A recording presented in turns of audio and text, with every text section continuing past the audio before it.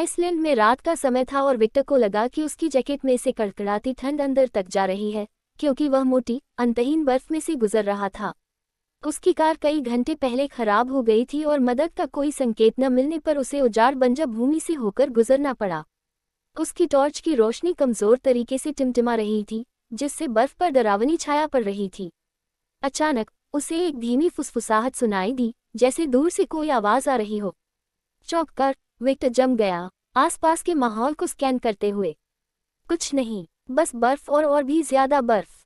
लेकिन फिर उसने उसे देखा, एक काली आकृति, लंबी और पतली, बर्फीले तूफान के खिलाफ आगे बढ़ती हुई, उसके समानांतर चल रही थी। यह मुश्किल से दिखाई दे रही थी, घूमती हुई बर्फ के सामने सिर्फ एक छाया थी। उसकी सांस उसके गले में अटक गई। वह आकृति इंसान नहीं थी, उसने पैरों के निशान नहीं छोड़े थे।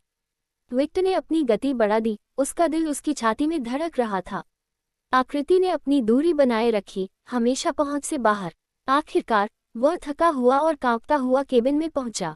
जैसे ही उसने अपने पीछे दरवाजा बंद किया, उसने मुड़कर देखा कि खिड़की से एक चेहरा चिपका हुआ था, एक चेहरा जिसे उसने पहचाना, उसका अपना चेहरा। वह आकृति कभी नहीं गई, वह उसके पीछे पीछे चल रही थी, सालों से। Don't miss out on amazing content.